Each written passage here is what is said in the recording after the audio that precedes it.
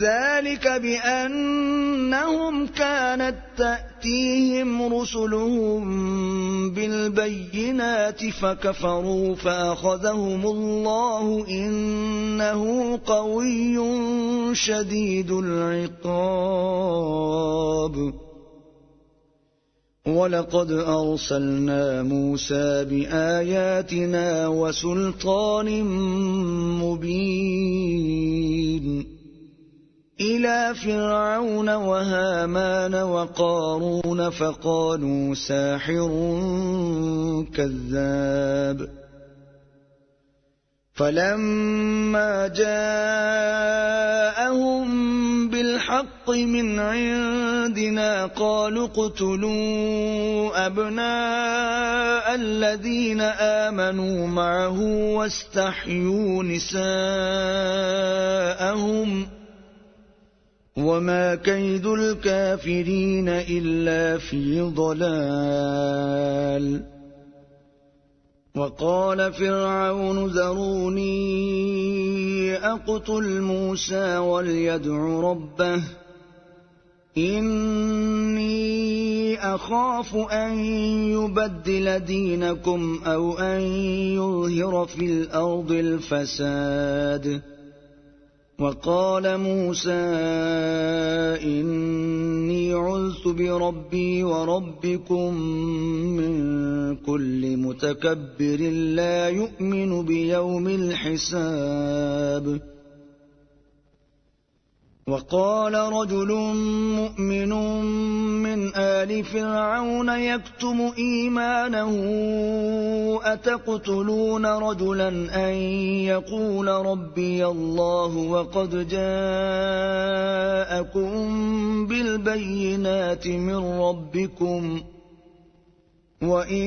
يك كاذبا فعليه كذبه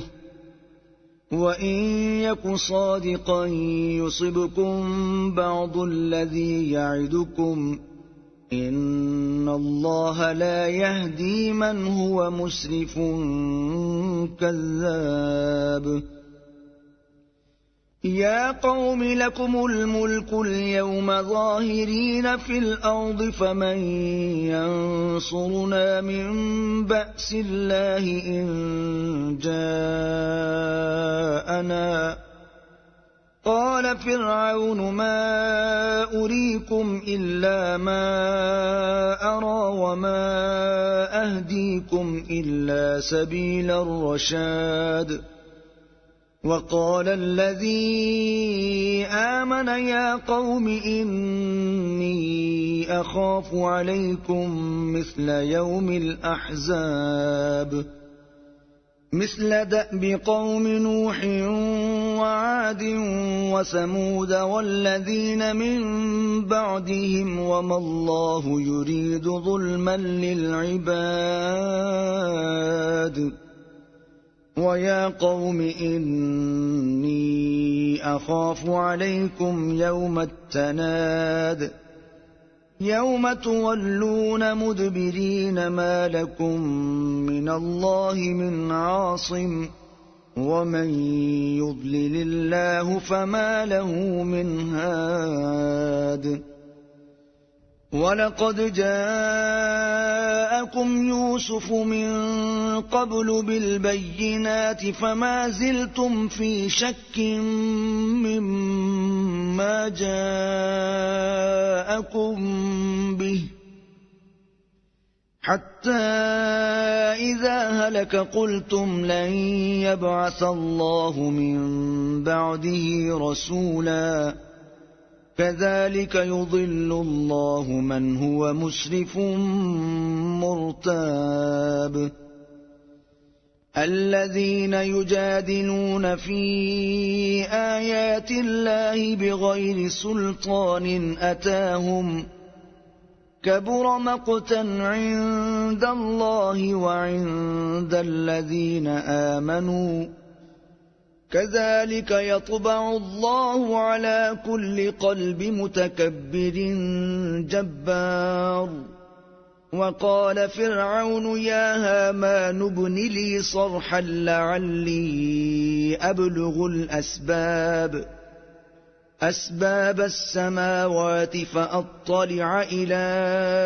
إله موسى وإني لأظنه كاذبا وكذلك زين لفرعون سوء عمله وصد عن السبيل وما كيد فرعون إلا في تباب وقال الذي آمن يا قوم اتبعون أهدكم سبيل الرشاد يا قوم إنما هذه الحياة الدنيا متاع وإن الآخرة هي دار القرار من عمل سيئة فلا يجزى إلا مثلها ومن عمل صالحا من ذكر أو أنثى وهو مؤمن فأولئك يدخلون الجنة يرزقون فيها بغير حساب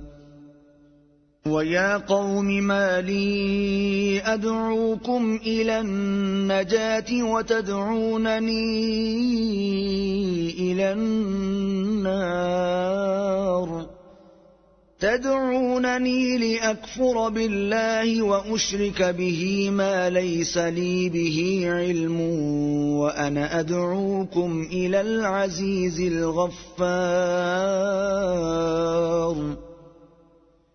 لا جرم أن ما تدعونني